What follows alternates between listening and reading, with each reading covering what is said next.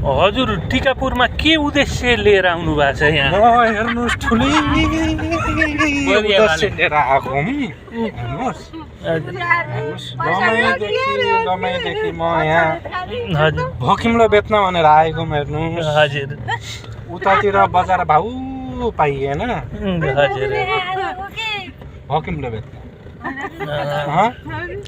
भोकिम्लो बेच्न त लम्मैमा बेचेको भए पनि बिक्री हुन्थ्यो। भाउजो थिएन हजुर, भाउजो थिएन। तपाईँलाई टिकापुरमै आउनुपर्छ भन्ने थिएन? आउनुपर्छ भन्ने थियो हेर्नुहोस्।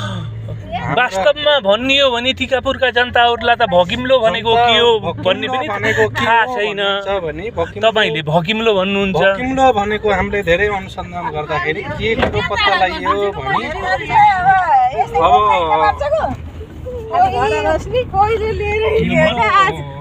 हाम्रो पाहाडतिर भने चाहिँ किम्लो भोकाएर त्यसलाई भोकिम्लो भन्न खोजियो। त्यो चाहिँ बेच्नलाई यताको जनतालाई देखाउनको लागि